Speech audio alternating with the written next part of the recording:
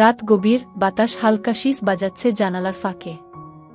আমি ঘরে একা, হঠাৎ ধীরে ধীরে কারো পায়ের শব্দ ঘরের মধ্যে ভেসে এলো। মনে হলো কেউ অদৃশ্যভাবে আমাকে দেখছে, চোখ বন্ধ করেও শীতল ভয় লাগছে। মামাও অচেনা অস্থিরতায় দারুণ চুপচাপ বসে আছেন, নিঃশ্বাস ফাঁকা হয়ে যাচ্ছে। ঘরের আলো আর ছায়ার খেলা যেন আমাকে আরও রহস্যের মধ্যে টেনে নিচ্ছে। হ্যালো বন্ধুরা, আপনারা কেমন আছেন সবাই? আশা করি অনেক ভালো আছেন। আমি আজকে আপনাদেরকে যে গল্পটি শুনতে যাচ্ছি সেটা শুনলে আপনাদের পাইপ দিয়ে পানি চলে আসবে। সেজন্য সবাই একাই দেখতে থাকুন। আর হ্যাঁ, আমাদের এই চ্যানেলে আপনি যে নতুন হয়ে থাকেন, তাহলে চ্যানেলটিকে সাবস্ক্রাইব করে পাশে থাকা বেল আইকনটি বাজিয়ে দিন, যাতে করে আমাদের আপলোড করা গল্পগুলো আপনারা সবার আগে শুনতে পান। চলুন তাহলে কথা না বললে মূল গল্পে আসা যাক। আমার নাম লিলি, আমার ভাই সুমন আর আমি দুজন মিলে গরমের ছুটিতে কলকাতায় মামাবাড়ি বেড়াতে গেছি। মামাবাড়ি মানেই তো আনন্দ, কিন্তু এবারের যাওয়া অন্যরকম, কারণ মামি নেই। তিনি কয়েকদিন আগে তার দাদার অসুস্থতার খবর পেয়ে গ্রামে চলে গেছেন। নানা নানিও ওখানেই থাকেন, ফলে মামাবাড়ি যেন অনেকটা শুনশান লাগছিল। মামার ফ্ল্যাট ছোট্ট, 2টি ঘর আর রান্নাঘর। ঠিক হলো মামা আর সুমন এক রুমে থাকবে, আর আমি একা থাকব অন্য রুমে। কথাটা শুনে বুক কেঁপে উঠল, কারণ ছোটবেলা থেকে মামাবাড়ি গেলে আমি সবসময় মামির সঙ্গেই ঘুমাতাম, গল্প করতাম। মামার এই সিদ্ধান্তে আমি রাজি হতে পারলাম না, তাই জোর করে বললাম, মামা আমি একা শুতে পারবো না, আমাকে আপনার কাছেই শুতে দিন। মামা প্রথমে না করলেও শেষমেশ রাজি হলো। রাতে বড় খাটে আমরা দুজন দুই পাশে শুলাম, মাঝে ফাঁকা জায়গা। তবুও আমি ভেতরে ভেতরে অস্বস্তি পাচ্ছিলাম। মনে হচ্ছিল কিছু একটা অদ্ভুত হবে। প্রথম রাতটা কোনোভাবে কেটে গেল, কিন্তু ভোরে ঘুম ভাঙতেই দেখি আমি অজান্তেই মামার দিকে সরে গেছি, আর মামা অস্থির হয়ে শুয়ে আছেন। মনে হচ্ছিল আমি ঘুমের ঘোরে তাকে আঁকড়ে ধরেছিলাম। বুক ধক করে উঠল, ভেবেছিলাম মামা কিছু বলবেন, কিন্তু তিনি চুপ করে রইলেন। তবে তার দৃষ্টি বদলে গেছে, সেই পরিচিত সহজ ভাব আর চোখে নেই। এরপরে আমার ভেতরে এক অদ্ভুত ভয় তৈরি হলো। মামা কি কিছু ভেবে ফেলেছেন, নাকি আমারই ভুল ধারণা? দ্বিতীয় রাতটা ছিল আরও অস্বস্তিকর। গভীর রাতে হঠাৎ ঘুম ভেঙে দেখি অল্প আলোয় মামা অস্থিরভাবে হাত পা নড়াচ্ছেন, ঠোঁট নড়ছে, যেন ঘুমের মধ্যে কাউকে ডাকছেন। আমি ভয়ে কান পেতে শুনলাম, আর চমকে উঠলাম। মামা মামির নাম ধরে ফিসফিস করছেন। মুহূর্তে আমার গা শিউরে উঠল। এটা কি শুধু ঘুমের ঘোর, নাকি এর পেছনে অন্য কোনো রহস্য আছে? আমি নিঃশব্দে সরে এলাম, কিন্তু মনে হচ্ছিল মামার এই আচরণ কোনো সাধারণ বিষয় নয়। ভেতরে ভেতরে একটা শঙ্কা তৈরি হলো। কেন মামি হঠাৎ গ্রামে চলে গেলেন? কেন মামা এতটা অস্বস্তিতে আছেন? তার চোখে কেন এমন অদ্ভুত দৃষ্টি? বয়স তখন আমার মাত্র 17, কিন্তু এই কয়েকটা দিন আমাকে বুঝিয়ে দিল নিরাপত্তাহীনতা কতটা ভয়ঙ্কর হতে পারে। মনে হচ্ছিল আমি যেন অজান্তেই এক অদ্ভুত খেলায় জড়িয়ে যাচ্ছি, যেখানে ভয়, সন্দেহ আর লজ্জা একসাথে আমাকে চেপে ধরছে। আর প্রতিদিন রাত নামলেই মনে হয় এই ঘরের ভেতর কিছু একটা ঘটতে চলেছে। সেদিন রাতেই আমার মনে হচ্ছিল কিছু একটা অস্বাভাবিক ঘটতে চলেছে। মামাবাড়ির সেই ছোট্ট ফ্ল্যাটে চারদিক নিস্তব্ধ, শুধু দূরে রেললাইনের শব্দ আর কখনো সখনো কুকুরের ডাক শোনা যাচ্ছিল। খাটে শুয়ে আমি চোখ বন্ধ করার চেষ্টা করছিলাম, কিন্তু পারছিলাম না, কারণ পাশের দিক থেকে মামার অস্থির শ্বাস প্রশ্বাস শুনতে পাচ্ছিলাম। আমি বুঝতে পারছিলাম মামা ঘুমাচ্ছেন না, হয়তো উল্টেপাল্টে শুয়ে আছেন। আমার বুক কেঁপে উঠছিল, কেন যেন মনে হচ্ছিল তিনি আমার দিকে তাকিয়ে আছেন। একসময় সাহস করে আমি চোখ মেললাম। আধো অন্ধকারে দেখলাম মামা আমার দিকে মুখ করে শুয়ে আছেন, চোখ দুটো যেন জ্বলজ্বল করছে। আমি সঙ্গে সঙ্গে চোখ বন্ধ করে নিলাম, যেন কিছুই টের পাইনি, কিন্তু ভেতরে ভেতরে ভয়ে কাঁপছিলাম। হঠাৎ শুনতে পেলাম মামার ফিসফিস করা কণ্ঠ। প্রথমে ভেবেছিলাম ভুল শুনছি, কিন্তু না, তিনি স্পষ্ট করে বলছিলেন, মাধবী তুই কেমন করে পারিস? আমি শিউরে উঠলাম। মামি কি আসলেই মামার সঙ্গে ঝগড়া করে চলে গেছেন, নাকি অন্য কোনো কারণ আছে? আমার মনে হচ্ছিল মামা যেন অদৃশ্য কারো সঙ্গে ঝগড়া করছেন, কখনো রেগে ওঠেন, কখনো অস্থিরভাবে বিছানায় হাত চাপড়াচ্ছেন। আমি ভয়ে উঠে বসতে চেয়েছিলাম, কিন্তু শরীর যেন অবশ হয়ে গিয়েছিল। হঠাৎ দরজার বাইরে শব্দ হলো, মনে হলো কারো পায়ের আওয়াজ। আমি কেঁপে উঠলাম, কিন্তু মামা কিছুই টের পেলেন না, চুপচাপ শুয়ে রইলেন। কয়েক মুহূর্ত পর আবার সব নিস্তব্ধ। আমি সাহস করে দরজার দিকে তাকালাম, কিছুই নেই। হয়তো ভুল শুনেছি, কিন্তু ভয়ের আবহ আরও ঘন হয়ে উঠল। তখন রাত প্রায় 12টা। হঠাৎ বাতাসের ঝাপটায় জানালার পর্দা উড়তে লাগল। আলোধারীর ছায়ায় আমার মনে হচ্ছিল কেউ দাঁড়িয়ে আছে। আমি ঘাবড়ে গিয়ে মামাকে ডাকতে চাইলাম, কিন্তু গলা দিয়ে শব্দ বের হলো না। ঠিক সেই সময় মামা হঠাৎ উঠে বসলেন, তার চোখ দুটো লালচে, মুখে অদ্ভুত এক ছায়া। আমাকে চেয়ে বললেন, লিলি, তুই ঘুমাসনি তো? আমি কেঁপে কেঁপে বললাম, না মামা, ঘুম আসছে না। কি তিনি দীর্ঘশ্বাস ফেলে বললেন, এই বাড়িতে যখন মাধবী নেই তখন আমার ভালো লাগে না, রাতগুলো কেমন অস্থির লাগে গি। তার কথায় আমার বুক কেঁপে উঠল। আমি বুঝতে পারছিলাম না মামা কি বোঝাতে চাইছেন। শুধু নিস্তব্ধ অন্ধকার ঘরটা আমাকে আরও বেশি অস্বস্তি দিচ্ছিল। মামার কণ্ঠে ছিল এক অদ্ভুত রহস্য, যেন তিনি শুধু কথা বলছেন না, আমাকে কিছু বোঝাতে চাইছেন, কিন্তু আমি বোঝার সাহস পাচ্ছিলাম না। ঘরের ভেতর অন্ধকার, চারপাশে অস্বস্তি আর মামার দৃষ্টি, সব মিলিয়ে আমার মনে হচ্ছিল এই রাতটা আরেক রকম হয়ে উঠবে, এমন কিছু ঘটবে যা আমি আগে কল্পনাও করিনি। সেদিন রাতের পর থেকে আমি ভেতরে ভেতরে আরও অস্থির হয়ে উঠলাম। মামাবাড়ি আসার আনন্দ যেন কোথায় মিলিয়ে গেল। প্রতিটা রাত আমার কাছে হয়ে উঠল আতঙ্কের আর অদ্ভুত এক রহস্যের। সারাদিন মামা স্বাভাবিক থাকলেও রাতে তার চোখে মুখে এমন এক পরিবর্তন আসত যা আমার ভেতর কাঁপুনি ধরিয়ে দিত। আমি বুঝতে পারছিলাম তিনি ঘুমাতে পারছেন না। মাঝে মধ্যে ফিসফিস করে কথা বলেন, কখনো মামির নাম, কখনো অচেনা কিছু শব্দ, যেগুলো ঠিক বুঝতে পারতাম না। সুমন এসব কিছুই টের পাচ্ছে না, সে তার নিজের রুমে নিশ্চিন্তে ঘুমিয়ে থাকে। আর আমি একা মামার সঙ্গে এই অদ্ভুত আবহে বন্দী হয়ে থাকি। তৃতীয় রাতটায় সবকিছু আরও ভয়ঙ্কর লাগল। ঘড়িতে তখন রাত 1টা। আমি ঘুম ভেঙে দেখি মামা বিছানায় নেই। বুক ধক করে উঠল, এত রাতে উনি কোথায় গেলেন? আমি ধীরে ধীরে উঠে বসে দরজার দিকে তাকালাম। হোলঘর দিয়ে অল্প আলো আসছে। আমি নিঃশব্দে পা টিপে বাইরে বেরোলাম। দেখি রান্নাঘরের ভেতর আলো জ্বলছে। আমি সাহস করে এগিয়ে গিয়ে দরজার ফাঁক দিয়ে উকি মারতেই হঠাৎ শরীর ঠান্ডা হয়ে গেল। মামা চেয়ারে বসে আছেন, টেবিলে মামির একটা লাল শাড়ি আর ব্লাউজ রাখা, সেই জামাগুলোতে মুখ গুজে তিনি গভীর শ্বাস নিচ্ছেন আর ফিসফিস করে বলছেন, মাধবী, তুই আমাকে ছেড়ে কেন চলে গেলে? তুই না থাকলে আমি পাগল হয়ে যাই। কি তার কণ্ঠে কান্নার সুর মিশেছিল। আমি শিউরে উঠলাম, কি ভয়ঙ্কর অবস্থা। আমি ধীরে ধীরে ফিরে এলাম নিজের বিছানায়, কিন্তু ঘুম আর এল না। মনটা ভয়ে আর প্রশ্নে ভরে গেল। মামা কেন এভাবে করছেন? মামি কি সত্যিই তাকে ছেড়ে চলে গেছেন, নাকি অন্য কোনো রহস্য আছে? পরদিন সকালে মামাকে একেবারে স্বাভাবিক দেখাল, যেন কিছুই হয়নি। হাসিমুখে আমার খোঁজখবর নিচ্ছেন, এমনকি বললেন দুপুরে আমাকে নিয়ে বাজারে যাবেন। আমি অবাক হয়ে তার দিকে তাকালাম। গত রাতের সেই মানুষ আর সকালের এই মানুষ একেবারে দুই রকম। আমি কিছু বললাম না, তবে আমার সন্দেহ আরও গভীর হল। সেই দিন বিকেলে মামার সঙ্গে বাজারে বেরোলাম। তিনি সাধারণ মতোই ব্যবহার করলেন, তবে কয়েকবার লক্ষ্য করলাম লোকজনের সামনে থেকেও তার চোখ যেন আমার দিকে অদ্ভুতভাবে ঘুরে আসছে। আমি মুখ ফিরিয়ে নিয়েছি, কিন্তু বুকের ভেতরটা কেমন কেঁপে উঠছিল। রাতে আবার ভয়ের আবহ নামল, বাতাসে জানালার কাছ কাঁপছিল। ঘড়িতে তখন 12:30। মামা এবার খাটের উপারে না থেকে ধীরে ধীরে আমার দিকের ফাঁকা জায়গায় সরে এলেন। আমি আতকে উঠে চোখ বন্ধ করলাম। তিনি ফিসফিস করে বললেন, লিলি, ভয় পাস না, আমি তোর মামা। কিন্তু এই একাকিত্ব আমাকে কষ্ট দেয়, মনে হয় কেউ আমার পাশে নেই। আমি কথা বলার মতো অবস্থায় ছিলাম না, শুধু শরীরটা কেঁপে উঠছিল। তার কণ্ঠে ছিল গভীর হতাশা, তবে সেই হতাশার ভেতরে আমি অদ্ভুত এক তীব্রতা অনুভব করছিলাম, যেন তিনি কিছু বলতে চাইছেন, কিছু লুকোচ্ছেন, অথচ আমার সঙ্গে ভাগ করতে চাইছেন না। সেই মুহূর্তে হঠাৎ জানালার বাইরে থেকে কারো হাঁটার শব্দ শোনা গেল। মামা চমকে উঠলেন। আমি আতঙ্কে উঠে বসলাম। দুজনেই দরজার দিকে তাকালাম। করিডোর ফাঁকা, কিন্তু স্পষ্ট শুনলাম কারো পায়ের আওয়াজ। ধীরে ধীরে দূরে মিলিয়ে গেল। ঘর নিস্তব্ধ হয়ে গেল আবার।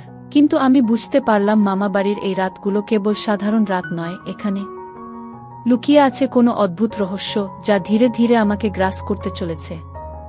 চতুর্থ রাতের আগেই আমি ভেতরে ভেতরে খুব অস্থির হয়ে পড়েছিলাম। মামাবাড়ির ছোট্ট ফ্ল্যাটটা যেন দিন দিন অচেনা হয়ে উঠছিল। সকালের স্বাভাবিকতা আর রাতের রহস্যময়তা মিলিয়ে আমার মন টালমাটাল হয়ে যাচ্ছিল। সুমন কিছুই বুঝতে পারছিল না, সারাদিন ঘুরে বেড়াচ্ছে, টিভি দেখছে, রাতে ঘুমিয়ে পড়ছে, অথচ আমি একা এক ভয় আর সন্দেহের ভেতর ডুবে যাচ্ছি। মামা সারাদিন স্বাভাবিক থাকলেও চোখের দৃষ্টি যেন অন্যরকম। কখনো হঠাৎ করে থমকে তাকিয়ে থাকেন, কখনো গভীর নিঃশ্বাস ফেলেন। মাঝে মাঝে মনে হয় কিছু বলতে চান, আবার থেমে যান। আর রাত নামলেই তিনি যেন অন্য মানুষ হয়ে যান। ভেতরে ভেতরে কেমন অস্থিরতা জমে থাকে, যা আমাকে ভয়ে আর কৌতূহলে আচ্ছন্ন করে রাখে। চতুর্থ রাতে আমি ইচ্ছে করে ভান করে শুয়ে পড়লাম। ভেবেছিলাম মামার আচরণ দেখি, সত্যিই কি তিনি ঘুমোতে পারেন না, নাকি আমারই ভুল ধারণা। ঘড়িতে তখন প্রায় 12টা, ঘর অন্ধকার, শুধু জানালার ফাঁক দিয়ে হালকা আলো ঢুকছে। আমি চোখ আধখোলা রেখে শুয়েছিলাম, দেখি মামা বিছানায় এপাশ-ওপাশ করছেন। হঠাৎ ধীরে ধীরে উঠে বসে পড়লেন, তার চেহারায় অদ্ভুত ছায়া, চোখ যেন শূন্যে তাকিয়ে আছে। আমি নিঃশব্দে শুয়ে থাকলাম, তিনি নিচু স্বরে ফিসফিস করে বলতে লাগলেন, মাধবী, তুই কেন চলে গেলি? আমি তোকে ছাড়া থাকতে পারি না। কি কথাগুলো শুনে আমার বুক কেঁপে উঠল। তবে এবার তিনি শুধু ফিসফিস করলেন না, হঠাৎ বুক চেপে ধরে দীর্ঘশ্বাস ফেললেন। মুখ থেকে বের হলো, আমার ভুল ছিল, কিন্তু আমি তোকে হারাতে চাই না। আমার মনে হচ্ছিল মামা যেন কারো সঙ্গে কথা বলছেন, কিন্তু ঘরে তো আমি ছাড়া আর কেউ নেই। তখনই হঠাৎ করিডোরের দিক থেকে দরজা ঠকঠক করে শব্দ হলো। আমি আতকে উঠলাম, মামাও চমকে উঠে তাকালেন, তারপর ধীরে ধীরে উঠে গিয়ে দরজা খুললেন। বাইরে কেউ নেই, করিডোর ফাঁকা, শুধু বাতাসের শব্দ। কিন্তু আমার কানে স্পষ্ট শোনা গেল দূরে কারো পায়ের আওয়াজ মিলিয়ে যাচ্ছে। মামা দরজা বন্ধ করে ফিরে এসে বিছানায় বসে মাথায় হাত দিয়ে বসে রইলেন, তার কাঁধ কাঁপছিল। আমি ভয়ে আর কৌতূহলে একেবারে পাথরের মতো শুয়ে রইলাম। সেই অবস্থায় আমি খেয়াল করলাম মামার চোখে পানি জমেছে, যেন তিনি ভেতরে ভেতরে কাঁদছেন। আমার মনে হলো মামার এই আচরণের পেছনে কোনো গভীর কষ্ট লুকিয়ে আছে, কিন্তু সেই কষ্ট কি সেটা বুঝতে পারছিলাম না। পরদিন সকালে মামা আমাকে দেখে স্বাভাবিক আচরণ করলেন, যেন কিছুই হয়নি, তবে চোখের কোণে ক্লান্তি লেগে ছিল। আমি সাহস করে জিজ্ঞেস করতে চেয়েছিলাম, মামি হঠাৎ কেন গ্রামে চলে গেলেন? কিন্তু মুখ থেকে শব্দ বের হলো না, শুধু অনুভব করলাম এর পেছনে কোনো গোপন কারণ আছে। দুপুরে খাওয়ার পর মামা চুপচাপ বসেছিলেন, তার হাতে ছিল একখানা পুরনো খাতা। খাতার পাতায় কিছু লিখছিলেন। আমি দূর থেকে উকি দিয়ে দেখলাম পাতার উপরে লেখা, মাধবীর চিঠি। আমি চমকে উঠলাম, মামি কি তাকে কোনো চিঠি লিখে গেছেন, নাকি মামা নিজেই কল্পনার জগতে লিখছেন? আমার মন ভরে গেল হাজারো প্রশ্নে। আমি কিছু বুঝতে পারছিলাম না, শুধু মনে হচ্ছিল মামার জীবনে এমন কিছু ঘটেছে যার সঙ্গে মামির চলে যাওয়ার সম্পর্ক আছে, আর সেই রহস্যের জাল ধীরে ধীরে আমাকেও ঘিরে ফেলছে। আমি তখনও জানতাম না সামনে যে রাতগুলো আসছে সেখানে আমাকে এমন সব ঘটনার মুখোমুখি হতে হবে যা আমার জীবনের গতি পাল্টে দেবে। পঞ্চম দিনের দুপুরটা যেন অদ্ভুত নিস্তব্ধতায় ভরে উঠেছিল। মামা টানা কয়েক ঘণ্টা সেই পুরনো খাতার ভেতর কি লিখছিলেন আমি দূর থেকে তাকিয়ে দেখছিলাম। মাঝে মাঝে তিনি থেমে জানালার বাইরে তাকাচ্ছিলেন, আবার কখনো কপালে হাত রেখে দীর্ঘশ্বাস ফেলছিলেন। আমার ভেতরে তখন এক অদম্য কৌতূহল জন্মেছে, এই খাতায় আসলে কি আছে? কেন মামা এটাকে এত গুরুত্ব দিচ্ছেন? সন্ধ্যায় সুমনকে নিয়ে মামা বাইরে বের হলেন। বাজারে যাবেন বললেন। আমি একা ঘরে রইলাম, মন টানছিল সেই খাতার দিকে। সাহস সঞ্চয় করে আস্তে আস্তে টেবিলের দিকে গেলাম। খাতাটা তখনও খোলা ছিল। পাতার উপরে লেখা, মাধবীর চিঠি। বুক ধক করে উঠল। হাত কাঁপতে কাঁপতে আমি পড়তে শুরু করলাম। খাতার পাতায় মামার হাতের লেখা, তুই যদি আমাকে এভাবে ছেড়ে যাস তবে আমি কিভাবে বাঁচব মাধবী? আমি তোকে যতটা ভালোবেসেছি তুই কি ততটা বুঝেছিস কোনোদিন? আমি ভুল করেছি, মানছি, কিন্তু আমার ভালোবাসাটা কি ভুল ছিল? আমি কখনো ভাবিনি একদিন তুই আমাকে এমন করে দূরে সরিয়ে দেবে। তুই যদি ফিরে আসিস আমি সব ঠিক করে দেব। শুধু আরেকবার সুযোগ দে আমাকে গিয়ে। আমি এক নিঃশ্বাসে পড়ে থেমে গেলাম। মাথার ভেতর হাজারটা প্রশ্ন ঘুরছিল। মামা কি সত্যিই কোনো ভুল করেছেন? মামি কি সেই ভুলের কারণে তাকে ছেড়ে চলে গেছেন, নাকি এর ভেতরে আরও কোনো অজানা কাহিনী আছে? খাতাটা বন্ধ করে আমি চুপচাপ বসে পড়লাম। তখনই দরজার বাইরে থেকে কারো হাঁটার শব্দ পেলাম। বুক কেঁপে উঠল। ধীরে ধীরে দরজার কাছে গিয়ে কান পাতলাম। করিডোর দিয়ে কারো হেঁটে যাওয়ার শব্দ ভেসে আসছে। দরজার ফাঁক দিয়ে উকি মেরে দেখি ছায়ামূর্তির মতো একটা অবয়ব ধীরে ধীরে সিঁড়ির দিকে চলে যাচ্ছে। আমি স্পষ্ট বুঝতে পারলাম এটা মামা নন, কারণ উনি তো বাইরে গেছেন সুমনের সঙ্গে। আমার বুকের ভেতরটা কেঁপে উঠল। এ বাড়িতে তাহলে আরও কেউ আছে, নাকি আমি ভ্রম দেখছি? কিছুক্ষণ পর মামা আর সুমন ফিরলেন। মামার চোখে তখনও সেই ক্লান্তি আর অস্থিরতা লেগে আছে। আমাকে দেখে মৃদু হেসে বললেন, লিলি, ভয়ের কিছু নেই, আমি আছি তো। আমি কিছু বললাম না, শুধু চুপ করে তাকিয়ে রইলাম তার দিকে। মনে হচ্ছিল তিনি যতটা বলেন তার চেয়ে অনেক কিছু গোপন করেন। রাত নামতেই ভয়ের আবহ আবার নেমে এলো। বাতাসে জানালার কাচ কাঁপছিল। ঘড়িতে তখন প্রায় 1টা। আমি বিছানায় শুয়ে আছি, কিন্তু চোখে ঘুম নেই। মামা ধীরে ধীরে উঠে বসে পড়লেন। আবার সেই ফিসফিসানি, আবার মামির নাম। আমি ভয়ে জমে যাচ্ছিলাম। ঠিক তখনই হঠাৎ রান্নাঘর থেকে থালাবাটির শব্দ হল। মামা চমকে উঠলেন। আমি আতঙ্কে উঠে বসলাম। দুজনেই ধীরে ধীরে রান্নাঘরের দিকে এগোলাম। আলো জ্বালাতেই দেখি থালাবাটি সব মেঝেতে ছড়িয়ে আছে। কিন্তু আশ্চর্যের ব্যাপার হল, ঘরে তো আমরা ছাড়া আর কেউ নেই। মামা একবার আমার দিকে তাকালেন, চোখে ভয় আর কষ্টের মিশ্র ছায়া। তারপর নিঃশব্দে বললেন, তুই যদি সত্যিই ফিরে এসে থাকিস মাধবী, তবে আমাকে কেন এভাবে কষ্ট দিচ্ছিস? আমার শরীর কেঁপে উঠল। আমি তখনই বুঝলাম, মামাবাড়ির এই রাতগুলোতে শুধু মামার অস্থিরতা নয়, আরও কোনো অদ্ভুত রহস্য লুকিয়ে আছে। ষষ্ঠ রাতের আগেই আমি ভেতরে ভেতরে বুঝে গিয়েছিলাম, মামাবাড়ির এই গল্পটা কেবল মামার অস্থিরতা বা একাকিত্বের মধ্যে সীমাবদ্ধ নয়। এর ভেতরে আরও গভীর রহস্য লুকিয়ে আছে। আমার চোখের সামনে যত ঘটনা ঘটছে সেগুলো যেন টুকরো টুকরো সূত্র, কিন্তু পুরো ছবিটা এখনও ধোঁয়াশার ভেতর। সেদিন সকালে মামা খুব চুপচাপ ছিলেন। সুমন স্কুলে চলে গেল, আমি রান্নাঘরে সাহায্য করছিলাম। মামা বসেছিলেন বারান্দায়। আমি লক্ষ্য করলাম তার হাতে একটা পুরনো অ্যালবাম। কৌতূহল সামলাতে পারলাম না, এগিয়ে গিয়ে দেখলাম অ্যালবামের ভেতরে মামি আর মামার পুরনো ছবি। অনেকগুলো ছবিতে মামি হাসি মুখে দাঁড়িয়ে আছেন, কিন্তু একটা ছবিতে মামার হাত ধরে আছেন এমনভাবে যেন ছাড়তে চাইছেন না। মামা ছবিটার দিকে একদৃষ্টে তাকিয়েছিলেন, চোখে কষ্টের ছাপ। আমি আস্তে বললাম, মামা, মামি হঠাৎ গ্রামে চলে গেলেন কেন? মামা চমকে উঠলেন, কিছুক্ষণ নীরব থেকে বললেন, সবকিছু তোকে বলা যায় না লিলি। মাধবীর সঙ্গে আমার ভুল বোঝাবুঝি হয়েছিল। ও ভেবেছিল আমি তাকে ঠকিয়েছি গি। আমি ভ্রু কুঁচকে জিজ্ঞেস করলাম, আপনি কি সত্যিই ঠকিয়েছিলেন মামিকে? মামা হঠাৎ রাগে গলা চড়িয়ে বললেন, না, আমি তাকে ঠকাইনি। কিন্তু কিছু ঘটনা এমন হয়েছিল যেগুলো আমার নিয়ন্ত্রণে ছিল না। আর মাধবী সেই ঘটনাকে অন্যভাবে নিয়েছিল। কথাগুলো শুনে আমি অবাক হয়ে গেলাম। আমার মনে আরও হাজারটা প্রশ্ন জেগে উঠল। ঠিক তখনই বারান্দার বাইরে হঠাৎ কাকের ডানা ঝাপটানোর শব্দ হল। মামা চমকে উঠে তাকালেন, তারপর ছবির অ্যালবামটা হঠাৎ জোরে বন্ধ করে রাখলেন। সন্ধ্যা নামতেই আমি সিদ্ধান্ত নিলাম, আজ রাতে কিছু একটা খুঁজে বের করব। মামার রহস্য না ভাঙা পর্যন্ত শান্তি পাব না। ঘড়িতে তখন 12টা বাজে। মামা তখনও জেগেছিলেন। আমি ভান করলাম ঘুমাচ্ছি। আধো অন্ধকারে দেখলাম তিনি ধীরে ধীরে আলমারির দিকে গেলেন, ভেতর থেকে কিছু কাগজ বের করলেন। চুপচাপ বিছানায় বসে পড়লেন আর কাগজের দিকে তাকিয়ে ফিসফিস করতে লাগলেন। আমি শুয়ে থেকে কান পেতে শুনলাম। কাগজটা যেন একটা চিঠি। মামা নিচু স্বরে পড়ছিলেন, তুমি যদি সত্যিই আমাকে ভালোবাসতে তাহলে ওই মেয়েটার সঙ্গে এত ঘনিষ্ঠ হতে না। আমি সব দেখেছি। আমি সব বুঝেছি। আমাকে আর খুঁজতে আসবে না। আমি চলে যাচ্ছি গু। আমার বুক ধক করে উঠল। মানে মামি কাউকে সন্দেহ করেছিলেন। কিন্তু কে সেই মেয়ে? মামা কি সত্যিই অন্য কারো সঙ্গে জড়িয়ে গিয়েছিলেন, নাকি এটা কেবল ভুল বোঝাবুঝি? আমি চোখ বন্ধ করে শুয়ে রইলাম। কিন্তু মনে হচ্ছিল ঘরের ভেতর হাওয়ার সঙ্গে সঙ্গে এক অদ্ভুত গন্ধ ভাসছে, যেন মামির গায়ের গন্ধ। মামা তখনও চিঠিটা বুকে চেপে ধরে বসেছিলেন, চোখ থেকে অশ্রু ঝরছিল। ঠিক তখনই রান্নাঘর থেকে আবার সেই শব্দ, থালাবাটি ঝনঝন করে মাটিতে পড়ল। মামা চমকে উঠে দৌড়ে গেলেন। আমি ভয়ে দাঁড়িয়ে গেলাম। রান্নাঘরে গিয়ে দেখি মামা মাঝখানে দাঁড়িয়ে, চারদিকে থালাবাটি ছড়িয়ে আছে। তার চোখে আতঙ্ক। হঠাৎ আমাকে দেখে বললেন, লিলি, তুই কি দেখেছিস? ও আবার ফিরে এসেছে।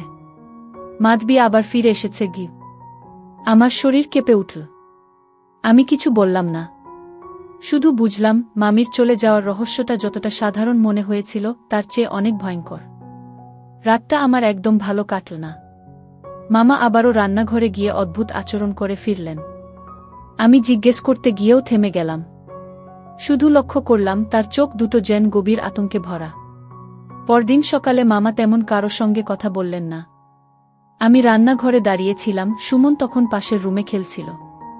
হঠাৎ আমার চোখ পড়ল আলমারির নিচে পড়ে থাকা একটা ছোট কাগজের টুকরোয়। তুলে দেখি সেখানে কাপা হাতে লেখা কিছু শব্দ। শুধু আমি নই, তুই জানিস কার জন্য সব শেষ হলো? আমার বুক ধক করে উঠল। কার জন্য? এই প্রশ্নটাই মাথায় ঘুরছিল। কাগজটা লুকিয়ে রেখে দিলাম। দুপুরে যখন সুমন ঘুমাচ্ছিল আমি চুপি চুপি মামার রুমে ঢুকে পড়লাম। আলমারির ড্রয়ার টেনে দেখি অনেক পুরনো কাগজপত্র। তার ভেতর থেকে বেরিয়ে এল একটা ছোট নোটবুক। পাতাগুলো হলদে হয়ে গেছে, কিন্তু লেখা স্পষ্ট, এটা যেন মামার ব্যক্তিগত ডায়েরি। পাতা উল্টাতে উল্টাতে একটা জায়গায় এসে থমকে গেলাম। সেখানে লেখা, মাধবীর বান্ধবী রত্না। আমি তাকে এড়িয়ে যেতে চেয়েছিলাম, কিন্তু সে বারবার কাছে আসছিল। এক রাতে ভুল করে অনেক দূর এগিয়ে গিয়েছিলাম। পরদিন মাধবী সব জেনে গেল। তখন থেকে আমার জীবনে আগুন গু। আমি স্তব্ধ হয়ে গেলাম। মানে মামি শুধু সন্দেহই করেননি, সত্যিই একটা ঘটনা ঘটেছিল। আর সেই নাম রত্নাঘু আমি কখনো শুনিনি। ঠিক তখনই পেছন থেকে মামার কণ্ঠস্বর শোনা গেল, লিলি, তুই এখানে কি করছিস? আমি চমকে উঠে নোটবুকটা বন্ধ করে ফেললাম। মামার চোখ রক্তলাল, মুখে রাগ আর লজ্জার ছাপ। আমি কাপা গলায় বললাম, মামা, আমি শুধু কথা শেষ করার আগেই মামা চুপচাপ আমার কাছ থেকে নোটবুকটা নিয়ে নিলেন। কিছুক্ষণ চুপ করে দাঁড়িয়ে থেকে হঠাৎ বললেন, তুই যা পড়েছিস কাউকে বলবি না, বিশেষ করে সুমনকে তো একেবারেই না। আমি কিছু বললাম না, কিন্তু মাথার ভেতর একটাই প্রশ্ন ঘুরছিল, রত্না এখন কোথায়? সন্ধ্যায় বারান্দায় বসে আছি। হঠাৎ দেখি সামনের গলির দিকে একটা মহিলা দাঁড়িয়ে আছে। আলো অন্ধকারে মুখটা পরিষ্কার দেখা যাচ্ছে না, কিন্তু অদ্ভুতভাবে মনে হলো সে যেন আমাদের ফ্ল্যাটের দিকেই তাকিয়ে আছে। আমি খেয়াল করতে করতে হঠাৎ চোখ মুছলাম। আবার তাকাতেই দেখি কেউ নেই। মনে হচ্ছিল আমার বুকের ভেতর শীতল বাতাস ঢুকে যাচ্ছে। যদি সেই হয় রত্না, নাকি মামি? সেই রাতে মামা হঠাৎ ঘুম ভেঙে দরজা খুলে বাইরে বেরিয়ে গেলেন। আমি চুপচাপ তার পিছু নিলাম। দেখি ফ্ল্যাটের নিচে দাঁড়িয়ে তিনি হাওয়ার দিকে তাকিয়ে বলছেন, মাধবী, আমাকে ক্ষমা করে দাও। আমি শুধু একবারের ভুল করেছিলাম। আমি জানতাম না তুমি চিরদিনের জন্য চলে যাবে গু। আমি ভয়ে থমকে দাঁড়িয়ে গেলাম। আশেপাশে কেউ নেই, শুধু বাতাসে অদ্ভুত শীতলতা। মনে হচ্ছিল সত্যিই কেউ যেন অদৃশ্য হয়ে দাঁড়িয়ে আছে মামার সামনে।